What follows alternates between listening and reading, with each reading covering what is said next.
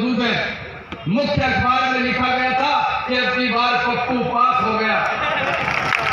ऐसे पप्पू ने इस तरह से उन्होंने राजनीति, कुश्तीकरण की राजनीति की, इस धुंधलू की।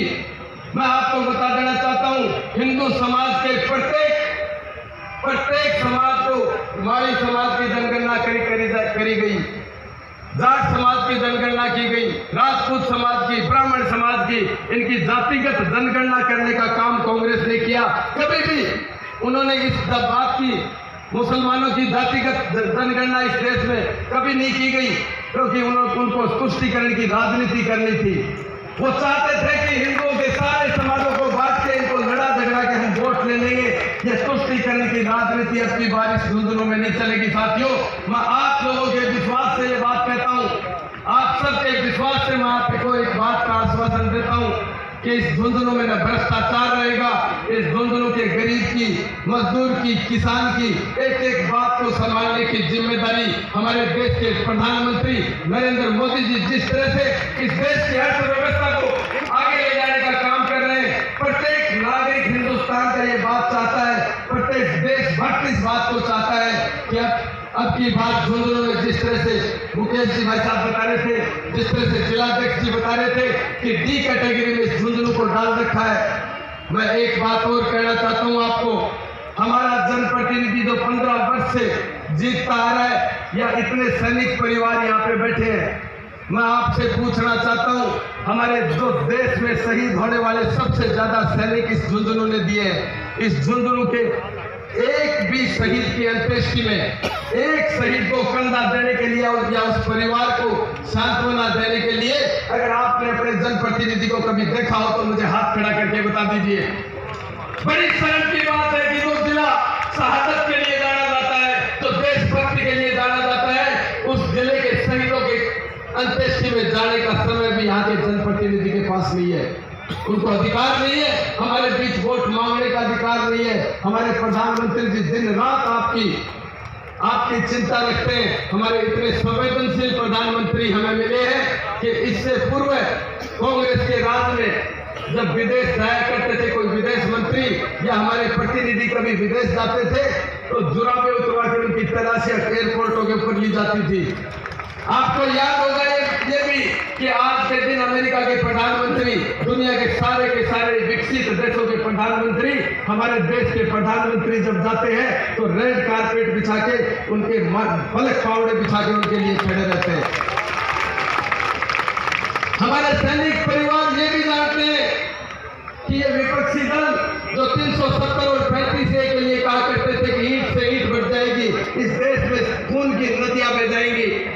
जिन सैनिकों ने जम्मू कश्मीर में नौकरी करी है, कभी आप उनसे मिलकर देखिए हमारे देश के सैनिकों की, जो देश की रक्षा करने वालों की हालत ये थी कि उनके ऊपर जो पत्थर मारे जाते थे, वो उनके पास हथियार होते हुए भी उसका जवाब नहीं दे पाते थे।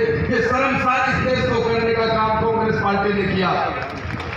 जिस दिन 370 और 35 से हटी, एक देश, एक संविधान, एक झंडा और एक आतंकवादी घटनाओं का नाम तो शायद आप अखबारों में भी नहीं पढ़ रहे होंगे।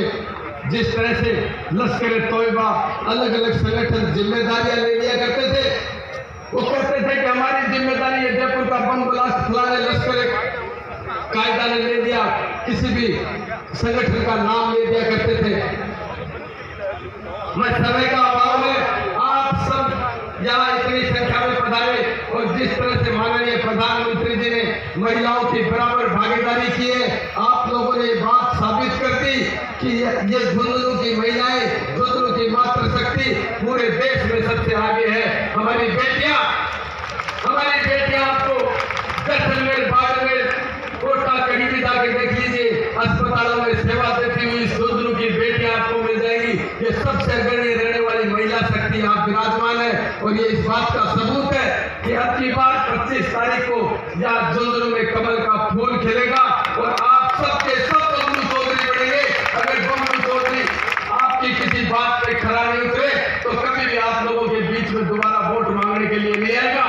इस बात का विश्वास दिलाता हूँ और आपसे एक अनुरोध करना चाहता हूँ, जिस तरीके से आप लोगों ने दोनों हाथों से आशीर्वाद दिया, इतने समय तक आप सब यहाँ रुके रहे, मैं आपको एक बात और कहना चाहता हूँ आप सबके चरणों में। अभी अपन यहाँ से झुंझुनू कलेक्ट्रेट में फॉर्म भरने के लिए चलेंगे और आज वो अड्डाता में बैठे हुए और वो मेरे सच्चे के काम करने वाले भाइयों से भी कहना चाहता हूँ कि अब की बार आपसे भुगतान नहीं होगा।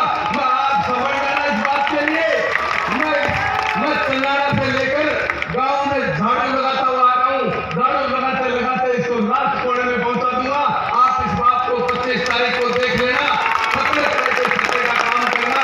आप सबसे अनुरोध है कि मेरे साथ कंधे से कंधे लगा के मेरे साथ यहाँ खड़े सारे नौजवानों से मेरा करकर आग्रह है कि अपन सारे के सारे झुंझुनू कलेक्ट्रेट पे जाके आज हमारा 2 तारीख को ही चुनाव हो जाएगा।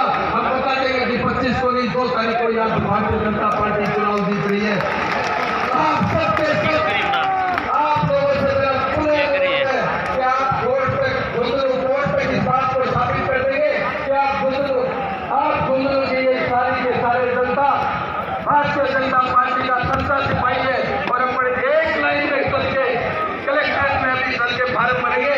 आप सब मेरी ताकत हो, आपका पसीना बहेगा, वो भक्ति को भी अपनी कतर कटवा लेगा। इस बात का विश्वास दिलाता हूँ। जय हिंद, जय भारत।